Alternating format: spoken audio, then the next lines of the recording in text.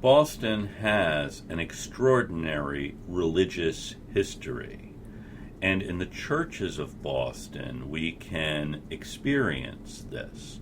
Trinity Church in Copley Square, one of the cultural landmarks of the world, designed by Henry H. Richardson and actually created at the time the Back Bay was being developed as the cultural center of Boston, is one of the most extraordinary church buildings in the world.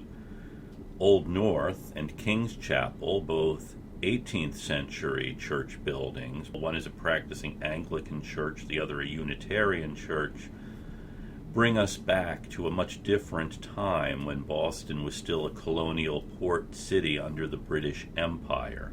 And for their historical significance pertaining to the Revolution and the colonial period, these are worth seeing. In South Boston, St. Augustine's Chapel is the oldest Catholic place of worship in Massachusetts, built in 1818-1819, possibly designed by Charles Bulfinch. This spare Gothic revival chapel speaks to the tenuous origins of the Catholic faith here in Massachusetts. On Beacon Hill, the Vilna Shul, now the Vilna Center for Jewish Heritage, speaks to the arrival of the Jewish community here, and we can contrast the humble Vilna Shul, where there's an old pickle barrel that became the holder of the Torah scrolls, with the prosperity and with the development of the Jewish community in Boston subsequently.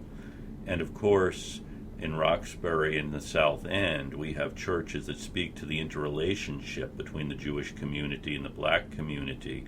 The 12th Baptist Church, which actually had its origins on Beacon Hill, and you can see some of the benches from the 12th Baptist in the Vilna Shul, as well as in the Museum of African American Heritage.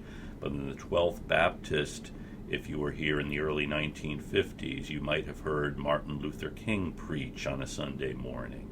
The churches of Boston continue to carry on a tradition begun when the Puritans arrived here in the 1630s.